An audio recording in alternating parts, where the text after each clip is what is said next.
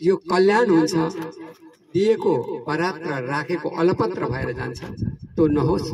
हामीले सबैले मिलेर एकजुट भएर म एउटा चौकीदारको रूपमा म यहाँ सेवा दिन तयार छु और म चौकीदार जस्तो भएर सेवा दिनेछु।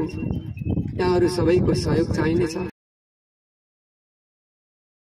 सहयोग पुर्याइदिनुहुन्छ भने अनुरोध गर्दै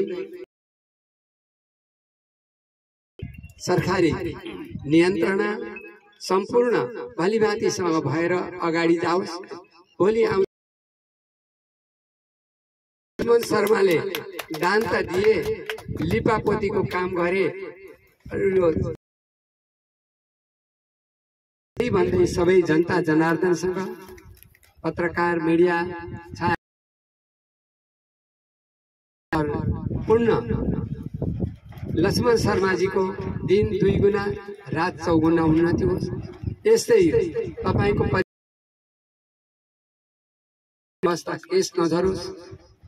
तपाईका पितृहरू सदाबार वैकुण्ठवास स्वर्गलोकबाट तपाईलाई आशीर्वाद प्रदान गर्दै रहौं र हाम्रा आश्रम परिवारका भक्त तपाईको नतमस्तक भएर तपाईलाई नमन गर्नेछन्। ठुलो वृक्ष भएर विश्वमा संसारमा यसको ख्याति फैलिँदा सुरुवात गरेको थियो। को पहिला हुनुहुन्थ्यो भन्दा सर्वप्रथम तपाईँ हुनेछ। त्यसको अध्यक्ष को हुनुहुन्थ्यो?